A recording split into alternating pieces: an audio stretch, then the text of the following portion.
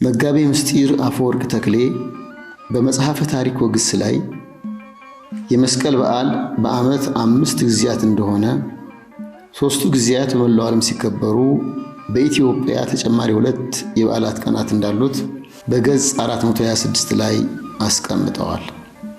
መስቀል የአብ አካላዊ ቃል ከቅድስት ድንግል ማርያም ሥጋና ነፍሷን በተዋህዶ ነስቶ በቀራንዮ በደሙ ቀድሶ ዓለምን ከዲያብሎስ ግዛት ነፃ ያደረገበት ከሞት ወደ ሕይወት የሚያሸጋግር ድልድይ የኃይል የጽን የመዳናችን መሠረት ነው። መጋቤ ምስጢር አፈወርቅ ተክሌ መስከረም 16 ቀን መስቀሉ የተቀበረበትን ተራራ ለመለየት ደመራ የተደመረበት ዕለት፣ መስከረም 17 ቀን ቁፋሮ የተጀመረበት እንደሆነና ለዚህም አስቀድመው ነቢያት ትንቢት ተናግረውበት የነበረና ጊዜው ሲደርስ መስቀሉ እንደወጣ እኛም የክርስቶስን መስቀል መሸከም እንዲገባን ይናገራሉ። ክብር ምስጋና ይግባውና ዮሴፍና ኒቆዲሞስ ከመስቀሉ ከባዱ መስቀል አውርዶ ረጅሙን ችንካር ነቅለው ጎልጎታ ሲቀብሩት መስቀል እዚያው ቀርቷል። ጎልጎታ ውስጥ ሞት እያስነሳ ድውይ እየፈወሰ ብዙ ጊዜ ስላስቸገረ አይሁዶች ቀብረውታል። አፈር አልብሰው ቆይተዋል። ግን ነቢያት ትንቢት ተናግረው ነበር። በተለይም እንባቆም ነቢይ ዛንከረ ግብሮ ሌሊ ንግሥት ሐሰሰት መስቀሎ ይላል በዝማሬውና እንባቆም በዚህ መስቀል ይገኛል እያለ ትንቢት ይናገር ነበርና ጊዜው ሲደርስ በዚያ ደርሳ ሌኒ ቆፍራ ስላወጣች ቅዱስ ያሬድ ነቢይንና ንግሥትን ምን አገናኘው ቢሉ ታሪካቸው ስለሚያገናኝ ቅዱስ ያሬድ በታሪኩ ይነግረናል ማለት ነው። ይህ መስቀል እንግዲህ እኛ ክርስቶስ የተሸከመውን ነው የምንሸከመው ማለት ነው። ወይም ደግሞ ቤተክርስቲያን የተቀበለችው በአራት ምክንያት ምእመናን ይጠቀሙበታል። ቤተክርስቲያን ከጉልላቱ እስከ መሰረቱ ድረስ በመስቀል ቅርጽ የታጀበች ናት። እያንዳንዱ ጉልላቱን ስናይ ክርስቶስ በደብረ ጽዮን ሲመጣ ቤተክርስቲያን ደብረ ጽዮን ናት ብለን አሻግረን የምናየው ነው። ከዚያ ላይ ያሉ 7ቱ ሰጎኖች ደግሞ 7ቱን ከዋክብት በእጁ የያዘ ኢየሱስ ክርስቶስ እንደዚሁ ይመጣል የሚለውን የሲኦል መክፈቻ ክርስቶስ በእጁ የያዘ 7ቱን ከዋክብት የያዘ ለራእይ 1:17 ላይ። ስለዚህ ክርስቶስን የምናመልክበት በዚህ ግድግዳው ሁሉ በመስቀል እንደምትጠቀም ቤተክርስቲያን አንደኛ ምእመናን እያንዳንዱ እኔም የክርስቶስ መቅደስ ነኝ ይላል። አንደኛ ቆሮንቶስ 3:16 የእግዚአብሔር ቤተ መቅደስ እንደሆናችሁ አታውቁምን ይላል። ሰው ቤተ መቅደስ ነው። ቤተክርስቲያን ላይ መስቀል ከተሳለ ሰውም ይሳልበታል። ግንባሩን በመስቀል አምሳል ያማትባል፣ ልብሱን በትምህርተ መስቀል ይለብሳል፣ በክንዱ በእጁ በግንባሩ ላይ ይነቀሳል። እያንዳንዱ በተፈጥሮ ጀምሮ ሰው ትምህርተ መስቀል ነው። ምክንያቱም በመስቀሉ ኮነ ሕይወትነ ይላል ቅዱስ ያሬድ። በመስቀሉ ሕይወታችን ሆነ። ተፈጥሮአችን ጀምሮ ከሰማያውያን መላእክት ለይቶ ከኢነባቢያን እንስሳት ለይቶ ሰውን ትምህርተ መስቀል አድርጎ መፍጠሩ ሕይወታችን በመስቀል መሆኑ ነው።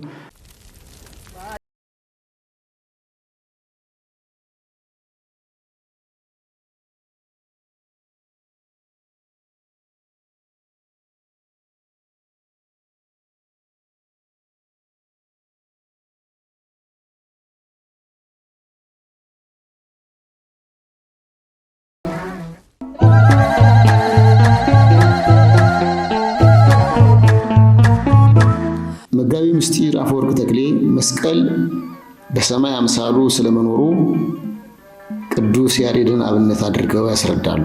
ስለዚህ ከሰማይ ከመላእክት ጀምሮ የመጣ ነው። መላእክቱ የከድኑ ገጾም ወገሪሆም ባሪያ ትምህርተ መስቀል ይላል ቅዱስ ያሬድ በአንቀጸ ብርሃን። ሱራፌልን ኪሩቤልን ካመጣ በኋላ እነዚያም ሱራፌል ኪሩቤል በትምህርተ መስቀል አምሳል ፊታቸውን ይሸፍናሉ እግራቸውን ይላል። እንዴት በትምህርተ መስቀል? ይህ በቤተ ክርስቲያን ይሰራል። እነሱ ካህናተ ሰማይ ቢሆኑ ሊቃውንትም ካህናተ ምድር ናቸውና አንድ ዲያቆን ሲሰብክ የመጾሩን መስቀል ይዞ በግንባሩ ላይ ያደርጋል። አፍሮ አይደለም ወይም ፈርቶ አይደለም፣ በመስቀሉ ላይ ግንባሩን ማስቀመጥ ስላለበት ነው። ምክንያቱም በሁለት ክንፋቸው ፊታቸውን ይሸፍናሉ የሚለው ምሳሌ እንዲፈጸም ማለት ነው። መምህር ወይም መሪጌታ አንገድጋሪ ሲመራ እንደዚሁ መስቀሉን ከግንባሩ ላይ ያደርጋል፣ አፍሮ አይደለም። ይህም የሱራፌል ምሳሌ ስለሆነ በግንባሩ ላይ መስቀል ሁለት ክንፍ ስላለው ሱራፌልን ምሳሌ አድርጎ ይመለከታል ማለት ነው። ምክንያቱም መስቀል በሰማይ በመላእክት ዘንድ ነበርና ኋላ ነው የወረደው። ቅዱስ ያሬድ በሰማይ ፀሐይ አራየ ወበምድር ዕፀ መስቀል ተረክበም ከመ ይሳለም ወእምሰማያት ወረደ ይላል ቅዱስ ያሬድ። ኢትዮጵያዊ ሊቅና ጻድቅ ምንድነው ማለት የሚለው? በሰማይ ፀሐይን አሳየ ይልና በምድር ደግሞ ዕፀ መስቀልን በዚያው አምሳል አሳየ። በሰማይ ነበረ፣ ነገር ግን እንዲሳለሙት ወደ ምድር ወረደ፣ ከሰማይ ወረደ ይለናል።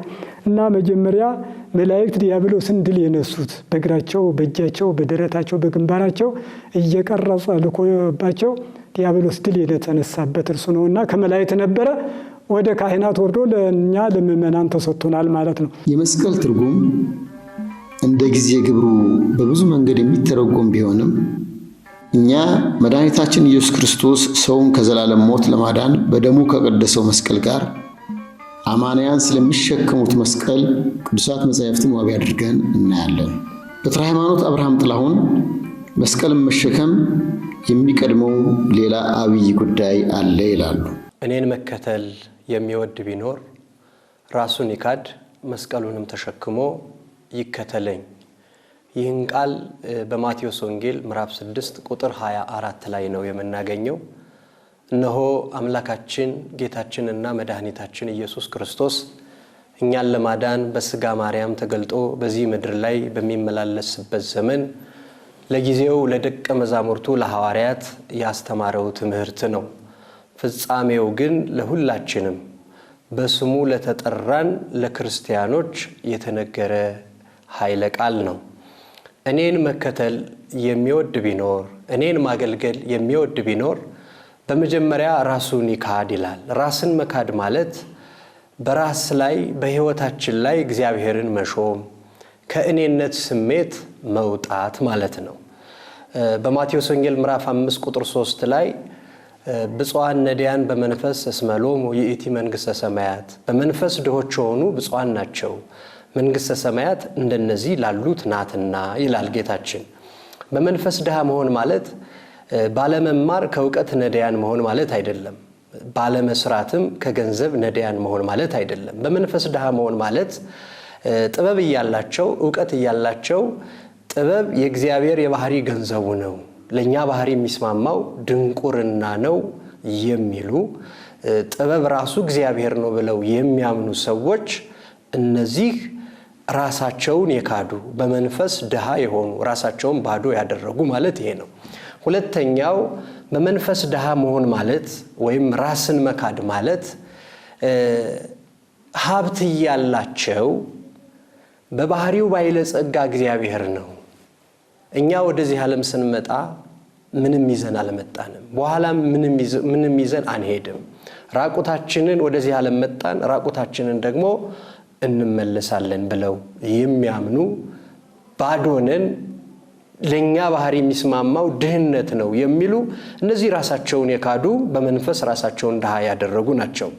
ሌላው ስልጣን ያላቸው በባህሪው ሞት በመንግስቱ እልፈት ሽረት የሌለበት ዘላለማዊ ንጉስ ዘላለማዊ አምላክ ኢየሱስ ክርስቶስ ብቻ ነው። የማይሾሙት ንጉስ ጌትነቱ የባህሪው የሆነ ከማንም ያልወሰደው የጌቶች ጌታ እርሱ ነው።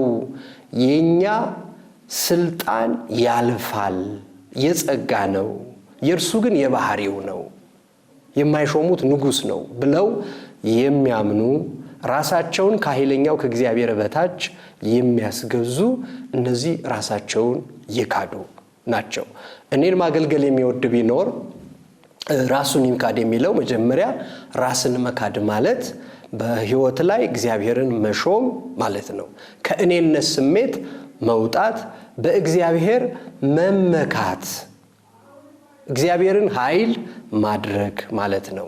ወምዚ ይብየሎም ወግዚ ኢየሱስ ለአርዳኢሁ ዘይፈቅድ ይትለወኒ ይጽላዕ ነፍሶ ወይንሳ መስቀሎ ሞቱ ወይትለወኒ የሚል ነው። ጌታ ኢየሱስ ክርስቶስ ለደቀ መዛሙርቱ እንዲህ አላቸው፣ የሚወደኝ ቢኖር ነፍሱን ይካድ፣ ጨክኖም የሞቱን መስቀል ተሸክሞ ይከተለኝ አለ።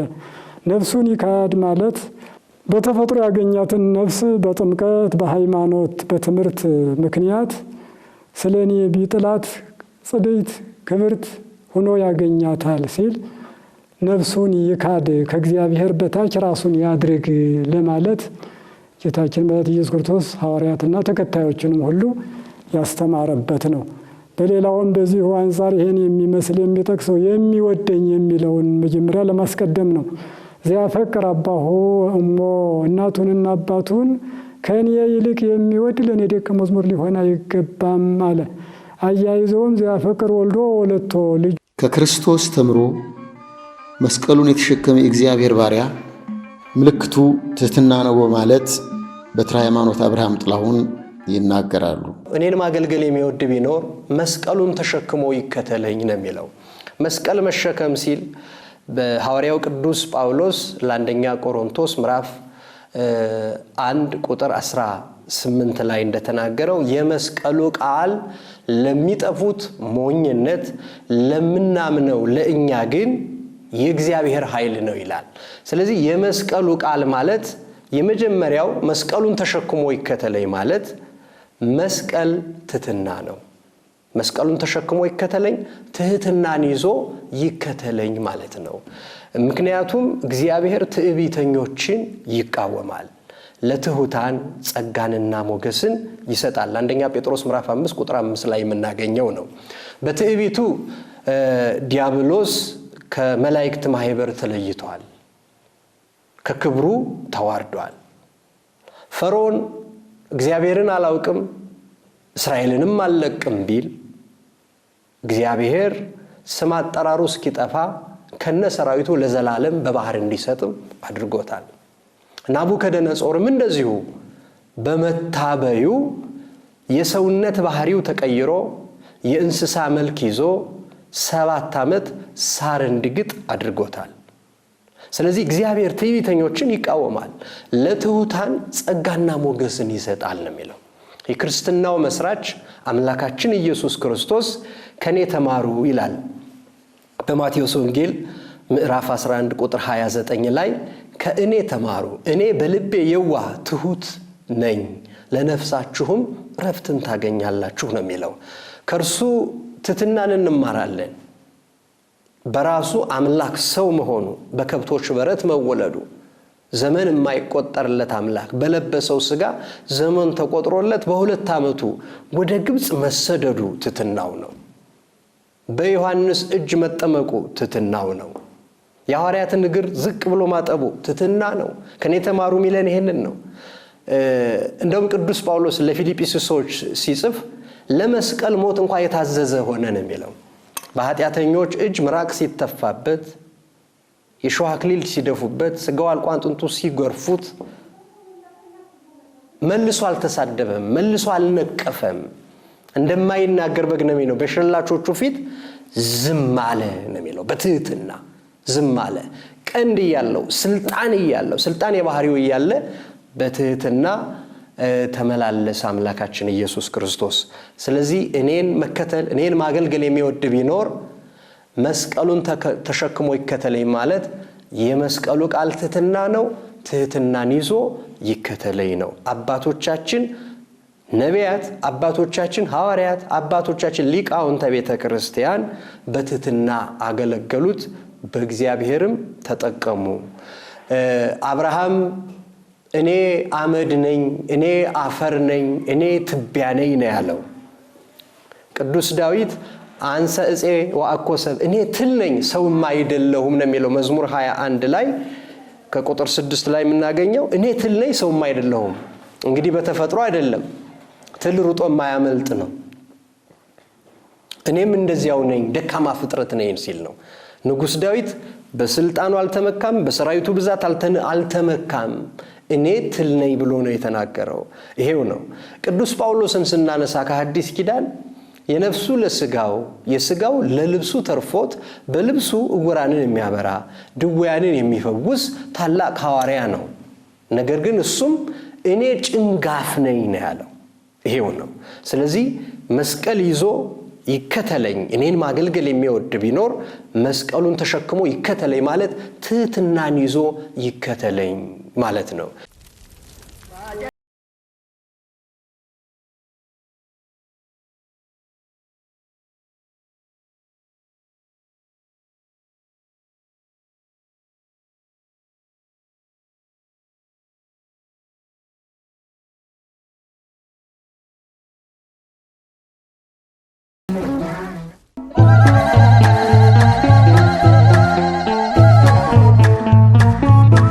ደቀ መዛሙርት ጌታችን አምላካችን መድኃኒታችን ኢየሱስ ክርስቶስን ጸሎት አስተምረን ባሉት ጊዜ ያስተማራቸው ጸሎት በእውቀት ልባቸው ላይ እንዲቀረጽና ከዮሐንስ ደቀ መዛሙርት ይልቅ ይጸልያሉ እንዲባል ሳይሆን የራስን ፈቃድ፣ ፍላጎት፣ ሐሳብ ክዶ ለተቀደሰ እግዚአብሔር ሐሳብ መኖርን ነበር ያስተማራቸው።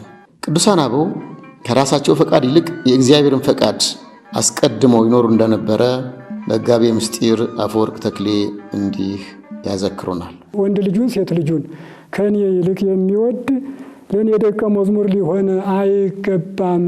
ያጥ ወይንሳ መስቀለ ሞቱ ጨክኖ የሞቱን መስቀል ተሸክሞ ይከተለኝ ይላል። በሁለቱም አንድ ቃል ነው፣ ተመሳሳይ ዘያፈቅር ወይም ዘይፈቅድ ብሎ እግዚአብሔርን መውደድ አስቀደመ። ምክንያቱም ከሁሉ እግዚአብሔርን መውደድ ይቀድማልና ከፍቅረ ውሉድ ከፍቅረ ቢሲት ከማንኛውም ፍቅረ እግዚአብሔር እንዲከብር አስቀድሞ እንዲህ አለ። ሕግ አዋቂው መጥቶ ክርስቶስ ሆይ እጸድቅ ዘንድ ወዳለሁና ምን ላድርግ ቢለው ሕግጋት ምን ይላሉ ብሎ አስተምሮ አፍቅሮ ለእግዚአብሔር አምላክከ በኩሉ ልብከ ወበኩሉ ሕሊናከ ወበኩሉ ነፍስከ ማቴዎስ 22:37 ላይ እግዚአብሔር አምላክህን በልብ ሁሉ በሐሳብህ በነፍስ ሁሉ ውደደው እርሷም የምትቀድመውና ፊተኛይቱ ናት ብሎ ይነግረናል። የምትመስለውም ባልንጀራን ውደድ የምትለው ናት ብሎ እግዚአብሔርን መውደድና ባልንጀራን መውደድ ከአስርቱ ቃላት እንዲቀድሙ ያስተማረውን እንረዳለን። ታላቁ አብርሃም አባታችን ሁላችንም የምናከብረው እግዚአብሔር አምላክ አብርሃምን የወደደው ወይም በመጻሕፍት አርከ እግዚአብሔር የተባለበት ምክንያት እግዚአብሔርን በመውደድ ነው። ከኔ ይልቅ አባት እናቱን እንደሚል ወንጌል ሳይጻፍ አስቀድሞ ተገልጾለት እምብሔርከ ወተፈለጠ ማዝማዲከ ሲለው አባቱ ታራን እናቱ ዕድናን ትቶ የመውጣት ከከላውዴዎን ወደ ከራን ከካራን ወደ ከነዓን እንዲሁም ደግሞ ሴት ልጁን ወንድ ልጁን ባለው ደግሞ ልጅህን ይስሐቅን ሰዋልኝ ሲለው ለመስዋዕት በማቅረቡ እግዚአብሔርን ከሁሉ ሰው ስለወደደ እግዚአብሔር በምድር እንግዳ ተቀባይ ነበረ፣ በሰማይም እንግዳ ተቀባይ ያደረገው ይላል። ምክንያቱም አልዓዛር ሞተ፣ ነፍሱንም መላእክት ወደ አብርሃም እቅፍ ወሰዱት ይላሉ ሉቃስ 16:22 እና አብርሃም በምድርም በሰማይም እንግዳ ተቀባይ የሆነው እግዚአብሔርን መውደድ ስላስቀደመ ነው። ከአባት ከእናቱ ከዘመዱ ሁሉም እግዚአብሔርን መውደድ ከሁሉ ስለሚበልጥ ነው። እንግዲህ የሞቱን መስቀል ተሸክሞ ይከተለኝ ሲል መስቀል ምንድን ነው ካልነ መስቀል ሰቀለ ከሚል አንቀጽ ወጥቶ ባዕድ ዘር ይባላል። መስቀያ መሰቀያ ወይም ማንጠልጠያ ማለት ነው። ሁሉም እንደ አኪጦፌል ወይም እንደ ሃማ ያሉት አይደለም። የክርስቶስ መስቀል አራት ማዕዘን የሚባርከውና በረከት ያለው ያ ከነዚያ ስለሚለይ ማንጠልጠያ ተብሎ አንደኛው ይተረጉማል። ሁለተኛው መከራ ማለት ነው። ሕማማተ መስቀል ማለት የመስቀሉ ጽዋትወ መከራ ስቃይ ማለት ነው። ዛሬ በዓለም ላይ ብዙዎችን የስም ክርስቲያን ሆነው እንዲቀሩ ያደረጋቸው የክርስቶስን መስቀል መሸከም ያከበደባቸው መስቀል ጸዊረ መስቀል ማለት እውነትን መያዝ ለእውነት መኖር መሆኑ ነው። ሌላው መስቀል ተሸክሞ ይከተለኝ ማለት መስቀል እውነት ነው። የመስቀሉ ቃል ለሚጠፉት ሞኝነት ነው፣ ለኛ ለምናምነው ግን የእግዚአብሔር ኃይል ነው ይላል። የመስቀሉ ቃል ምንድን ነው? እውነት ነው። እውነትን ይዞ ይከተለኝ። ክርስቲያን እውነትን ይዞ መከተል አለበት። የእውነት ሰው መሆን አለበት። በአንደኛ ዮሐንስ ምዕራፍ 3 ቁጥር 9 ላይ የዲያብሎስን ሥራ እንዲያፈርስ የእግዚአብሔር ልጅ ተገለጠ ነው የሚለው። የዲያብሎስ ሥራ ምንድነው ከተባለ የዲያብሎስ ሥራ ውሸት ነው። ባለመ መላእክት ፍጡር ሲሆን ፈጣሪ ነኝ ማለቱ ይሄ ውሸት ነው። ጌታችን በዮሐንስ ወንጌል በምዕራፍ 8 ቁጥር 44 ላይ ሐሰትን ሲናገር ከራሱ ያመነጫል፣ የሐሰት አባት ነው ይለዋል ዲያብሎስን። የሐሰት መገኛዋ ነቋ ማን ነው ከተባለ ዲያብሎስ ነው። አዳምና ሔዋንንም በውሸት ነው ከገነት እንዲወጡ ያደረጋቸው። በኋላም ነቢያትን በአረማውያን በአላውያን ነገስታት በውሸተኞች ነቢያት ላይ እያደረ ውሸትን እየተናገረ መከራ ሲያደርስባቸው ኖሯል። ስለዚህ መስቀሉን ተሸክሞ ይከተለኝ ማለት እውነትን ይዞ ይከተለኝ ማለት ነው። እውነትን ራሱ ክርስቶስ እውነት ነው። እግዚአብሔር ጻድቅ ነው የሚለው መዝሙር 10 ቁጥር መዝሙር 10 ላይ እግዚአብሔር ጻድቅ ነው ጽድቅንም ይወዳል ይላል። እንግዲህ ጽድቅ ማለት እውነት ነው። እግዚአብሔር በባህሪው ጻድቅ ነው፣ እውነት ነው። ጽድቅንም ይወዳል፣ ጻድቃንን ይወዳል፣ እውነተኞችን ይወዳል ማለት ነው። ስለዚህ በሃይማኖታችን እውነተኞች፣ በምግባራችንም እውነተኞች መሆን ይገባናል። መስቀልን መሸከም በመከራ መኖር ብቻ ሳይሆን ከመከራም በኋላ ክብር እንዳለም መጻሕፍትን ዋቢ አድርገው መጋቤ ምስጢር አፈወርቅ ተክሌ ያስረዳሉ። ክርስቶስ ይህን መስቀል ተሸክሞ መጨረሻ ላይ ይህ መስቀልም ለክብር እንደሆነ ሉቃስ 23 ቁጥር 25 ላይ የኤማሁስ መንገደኞችም ምንድነው ያለ? እናንተ ከማመን የዘገያችሁ መከራ ይቀበል ዘንድ ወደ ክብሩስ እንዲገባ ይገባው የለምን ብሎ የእምነታቸውን መጉደል ሲገስጽ እናያለን።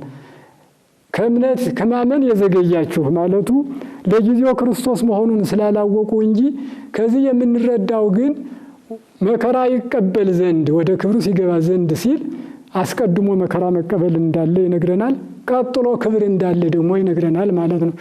ልጆችን፣ ቤተሰቡን፣ እርሻውን፣ ንብረቱን ትቶ የተከተለ ቢኖር 100 እጥፍ ድርብ ያገኛል ብሏቸዋል። 100 እጥፍ ድርብ ማለት እንግዲህ ለሚመጣው ሁሉ ተስፋ ራሱን የካደ ሰማዕት የሆነ ወይም ባሕታዊ ሆኖ በገዳም የኖረ ከራሱ ይልቅ እግዚአብሔርን ያከበረ ማለት ነው። ይህ 100 እጥፍ ድርብ የማግኘት ክብር ነው። ከመሳረነ ሕማመ ንየሪ ክብረ ሮሜ 8:14 ላይ ሐዋርያው ጳውሎስ ክርስቶስን ተከትሎ እነሆ በመከራ አንድ ከሆነ ከእርሱ ጋር በክብር ደግሞ አንድ እንሆናለን ይላል።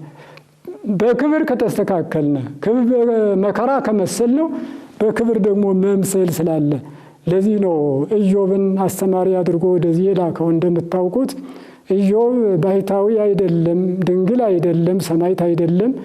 ግን በበሽታ ምክንያት ነው ተጋደለ። ልጆችን አጣ፣ ሀብቱን አጣ፣ ጤናውን አጣ። ሶስቱን ነገር አጥቶ እግዚአብሔርን እያመሰገነ በትዕግስት ስለተቀበለው 500 የነበረውን 1000 ባዝራ አድርጎለታል። 1000 የነበረውን 2000፣ 2000 የነበረውን 4000 እጥፍ ድርብ እያደረገ ሰጥቷል። ልጆቹ እንኳን እንደገና ከዳነ በኋላ 10 ልጆች ወልዶ በትንሣኤ ሙታን ሲነሱ የሞቱ 10 ልጆች 20 እንዲሆኑ እጥፍ ድርብ እንደሰጠ እናውቀዋለን። ስለዚህ ኢዮብ ምሳሌ ያደረገው ለምንድን ነው? እያንዳንዱ ስለ ራሱ ቢጋደል ስለ ራሱ ቢሰቃይ ክብር ያገኛል እጥፍ ድርብ ለማለት ነው። 100 እጥፍ ድርብ ለማግኘት እንደ ኢዮብ መታገስና መከራን መቀበል ያስፈልጋል። ክርስቶስ የመከራ የተቀበለው ጸድቅ ኃይል ጻድቅ ነው፣ ክብር ኃይል ክቡር ነው፣ ንጉሠ ነገሥት ነው። ግን ለእኛ ራያ ለመሆን የእርሱን መከራ እንድንቀበል ስላዘዘን በዚሁ አይነት እንሄዳለን ማለት ነው። መስቀል መሸከም ማለት ትዕግስት እንደሆነ መጻሕፍትን በመጥቀስ በትረ ሃይማኖት አብርሃም ጥላሁን ያዘክሩናል። ሌላው መስቀሉን ተሸክሞ ይከተለኝ ማለት የመስቀሉ ቃል ለሚጠፉት ሞኝነት ነው፣ ለኛ ለምናምነው ግን የእግዚአብሔር ኃይል ነው ሲል መስቀል የተባለው ሌላው ትዕግስትን ይዞ ይከተለኝ ማለት ነው። የትዕግስት ሰው መሆን ያስፈልጋል። ምክንያቱም ነፍሳችንን ማዳን የምንችለው በትዕግስታችን ነው። በትዕግስታችሁ ነፍሳችሁን ታድናላችሁ ነው ያለን አምላካችን ኢየሱስ ክርስቶስ። ትዕግስትንም ከክርስቶስ እንማራለን። ለሰቀሉት፣ ለገረፉት፣ መከራ ላደረሱበት ለነዚያ ለክፉዎች አይሁድ ልባቸው በቅናት ቀልጦ ለሰቀሉት አባ ስረይ ሎሙ እስመ በዘኢያምሩ ይገብሩ፣ አባት ሆይ የሚያደርጉትን አያውቁትምና ይቅር በላቸው እያለ ነው የለመነላቸው።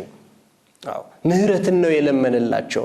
ስለዚህ እኛም የትዕግስት ሰዎች መሆን አለብን። ካልታገስን ጊዜያዊውን ፈተና ማሳለፍ ካልቻልን በእምነታችንም በስጋችንም በነፍሳችንም እንጎዳለን ማለት ነው። ስለዚህ ትዕግስት ያስፈልጋል።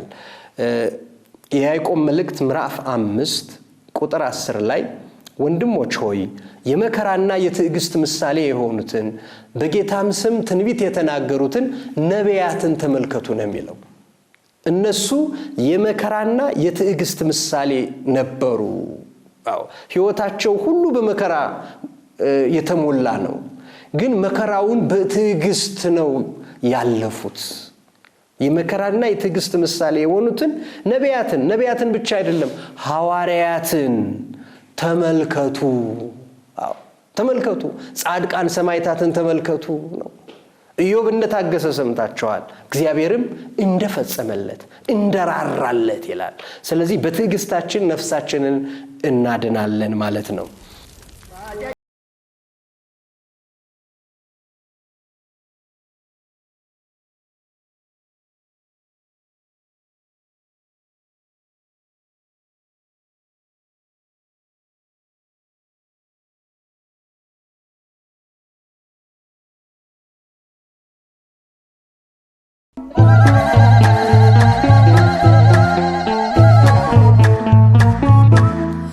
በባልና ሚስት መሃል የቅዱስ ጋብቻቸው ቃል ኪዳን ምልክት ቀለበታቸው እንደሆነ ቃል ኪዳናቸውን በእውነት ለመጠበቅ ቀለበቱ እንዲያዘክራቸው የክርስቶስ ሙሽራ ቤተ ክርስቲያን ክርስቲያኖችም ቃል ኪዳናቸውን ለመጠበቅ መስቀል መሰረታዊ ትምህርት ነው ይሉናል።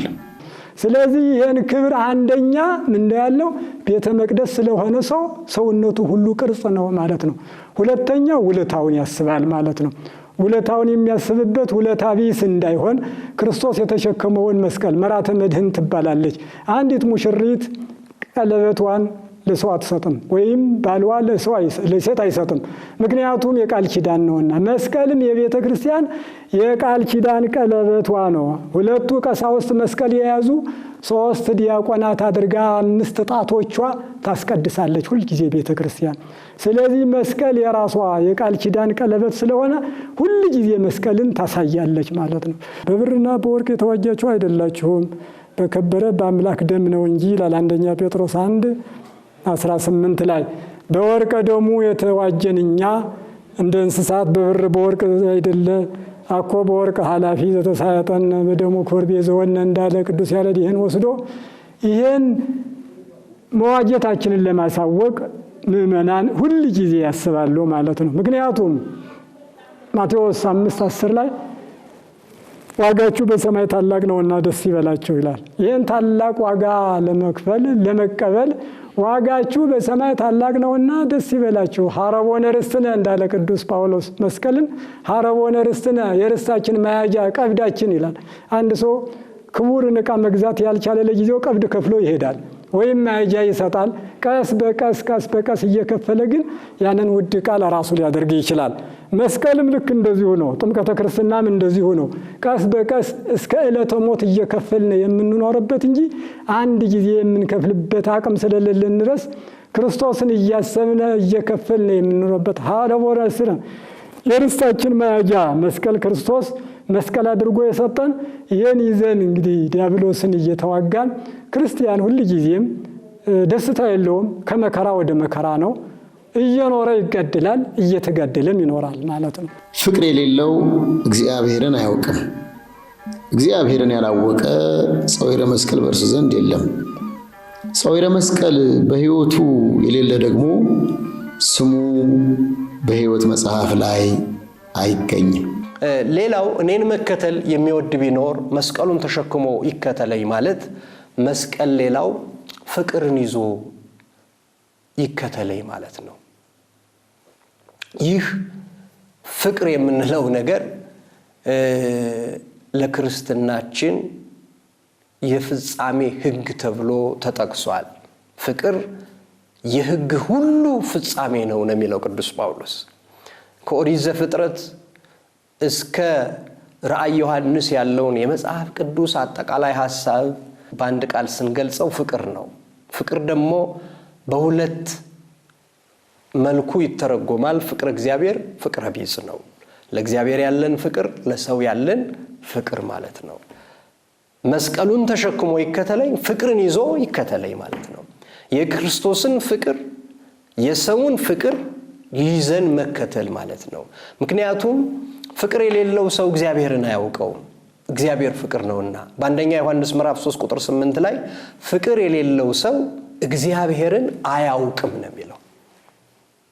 እግዚአብሔር ፍቅር ነውና ቂመኞች፣